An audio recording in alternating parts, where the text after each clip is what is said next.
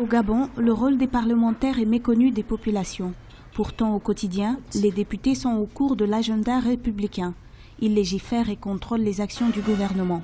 Ils sont aussi et surtout les porte-voix de leurs mandants que sont les populations. Le rôle du député va donc au-delà du vote de la loi. Il est une interface entre le citoyen et le gouvernement. Le représenter de quelle manière? En votant la loi. Parce que le parlementaire, le Parlement a l'initiative de la loi au même titre que l'exécutif.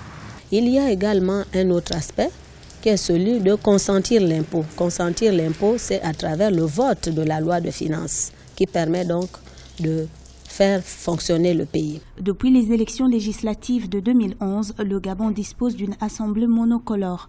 Sur les 120 députés qui siègent à l'hémicycle, 2 seulement sont de l'opposition.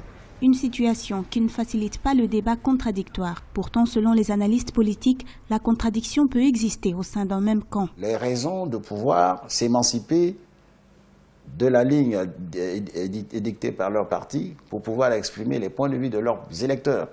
À ce moment-là, on devrait assister au sein de l'Assemblée nationale, en dépit du fait que cette Assemblée soit, comme certains le disent, monocolore, à une confrontation des idées, une confrontation des approches, une confrontation des initiatives politiques. Le 10 octobre dernier, par exemple, le Conseil des ministres a adopté le projet de loi des finances qui consacrait un relèvement des dépenses d'investissement de 66,4 milliards de francs CFA, soit près de 22% du budget global. Évoquant des anomalies et un non-respect des procédures, les députés ont dû rejeter le projet de budget proposé par le gouvernement.